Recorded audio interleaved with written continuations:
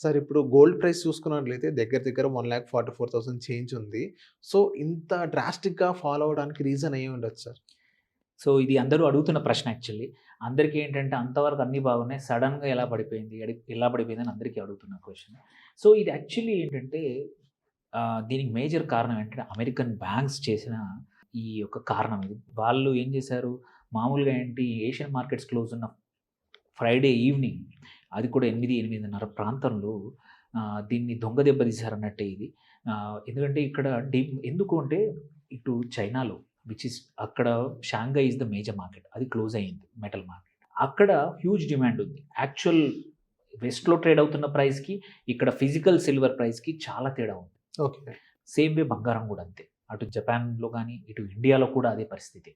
ఎంసీఎక్స్‌లో trade అవుతున్న price ఒకటి, ఫిజికల్‌గా బయట కొనాల్సిన ప్రైస్ చాలా తేడా ఉంది. సో, ఇది చూసి అమెరికన్ బ్యాంక్స్‌కి ఏంటంటే భయం పట్టేసుకుంది. మీరు ఎందుకు పట్టేసుకుందంటే వాళ్ళు షార్ట్స్‌లో ఉన్నారు. ఒక్క ఔన్స్ సిల్వర్‌కి నియర్లీ 200-300 ఔన్సెస్ షార్ట్స్ ఉన్నారు. ఇట్లా ప్రైస్ పెరిగిపోతే మాత్రం అమెరికన్ బ్యాంకింగ్ కొలాప్స్ అయ్యే అవకాశాలు ఆల్రెడీ ఉన్నాయి. కొన్ని బ్యాంక్స్ 1, 2 మొన్న తెల్లవారి క్లోజ్ చేశారు యాక్చువల్లీ శనివారం కూడా. ఎందుకంటే వాళ్ళ దగ్గర ఫైనాన్షియల్ సిస్టమ్ సపోర్ట్ చేయలేదు. ఎందుకంటే వీళ్ళు బ్యాంకింగ్ వెదర్ జేపీ మోర్గాన్ గాని, ఎస్పెషల్లీ ఇందులో ఏంటంటే జేపీ మోర్గాన్ అనే సంస్థ వాళ్ళు ఏంటంటే హ్యూజ్ షార్ట్ పొజిషన్స్ సిల్వర్‌లో డిపెండ్ చేశారు. జనరల్‌గా ఏంటంటే సిల్వర్ ఎప్పుడు కూడా మేనేజ్ చేస్తా ఉంటారు అమెరికన్ బ్యాంక్సే.